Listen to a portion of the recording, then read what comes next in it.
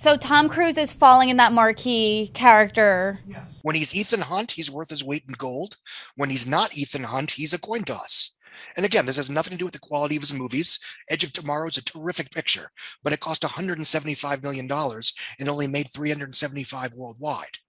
Um, Oblivion's a good picture, directed by Joseph Kosinski, who later wanted to direct Top Gun Maverick. That film cost 120. It did about, I think, 290-ish worldwide. A solid performer. Um, but going into the summer, there was very much a ceiling, so we thought, on Tom Cruise films that weren't Mission Impossible pictures. And to the extent that I was wrong about Top Gun, mea culpa, is A, Pete Maverick Mitchell is as much of a marquee character, obviously more so than even Ethan Hunt. And to a certain extent, especially the way he was portrayed in this picture, Pete Maverick Mitchell is a variation of Tom Cruise's on-screen and off-screen persona. The guy that's going to, you know, make the suicide run to save the world has basically, the film's a giant subtextual argument for Hollywood having done such a poor job cultivating the next generation of movie stars that Tom Cruise still have to get off the bench and save the day at the end. But do you think that Miles Teller will be able to carry this franchise? Do you think no? So do you think that there could be a third movie because it was so successful? I mean, never say never, but I think at least Tom Cruise is, I hope, smart enough to know that, this was kind of a lightning in a bottle thing.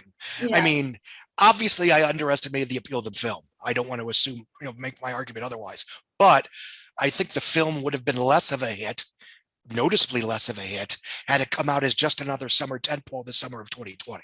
Viewers have been waiting for this moment, some of them for since 1986. Do you think for them it was worth the wait? Yes, because pretty much everybody liked the movie. And the fact that I wasn't crazy about it, whatever. I'm not going to give you a whole list of movies that I panned that went on to be huge hits. I sometimes have to wear two hats, and Sure. sometimes the very reasons that I don't like a movie are the reasons why it's a huge hit. Is that one of these times? Yes, I think so. Because when I first saw it, I'm thinking, okay, this feels to me like a very generic Mad Libs legacy sequel that makes a lot of the same choices that Independence Day Resurgence, Terminator Dark Fate, and even The Force Awakens, which I wasn't huge on, where a lot of it catches on generational nostalgia. It has scenes that mean more to the fan base than it does to the characters in the film. Sure. And again, I if you like Top Gun, whatever, I'm not bagging on the film. I'm just sort of explaining what my Of thoughts were course. when I was watching it in Vegas at the CinemaCon back in April. I will say I did see it for a second time, sitting a little too close to an IMAX screen, and it did play better sitting too close to an IMAX screen. And I think I was able to appreciate the subtext a bit more. I think it's a situation where I like what the movie's about more than how it's about it. I can think of a handful of movies. It feels more like a shared experience when you're in the theater. Was Top Gun Maverick one of those times? Yes, both times. Because I saw it at CinemaCon, which is an industry event, and I realized very quickly I was like the only one in the room that wasn't crazy about it. So did you keep your opinions to yourself, or were No, you? of course No. not. The world must Good. know. The world must know. Days of Thunder was always better. Damn it.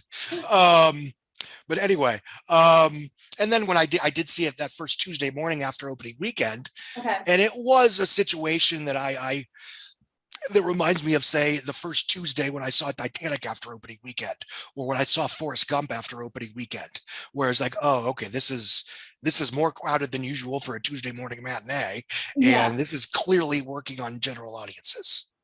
And sometimes you can, and that's one reason I try to see movies, especially big movies, in theaters with general audiences, even if I've already seen them at a press screening.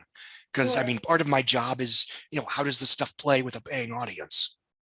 Um, but the one sort of secret ingredient that I think took Top Gun from being big hit to giant all-time blockbuster is that it brought out varying demographics that either hadn't been to the movies since COVID, and that includes older, irregular moviegoers, and moviegoers that didn't go to the movies all that much before COVID, that only tended to show up for certain generational events like The Passion of the Christ, American Sniper, Black Panther, The Force Awakens.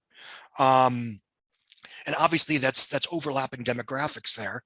Um, and I do think those people showing up and having a great time and telling their friends was a big reason why the film was as leggy as it was over the course of the summer. Also, there just weren't a lot of big blockbusters this summer because distributors are starving theaters.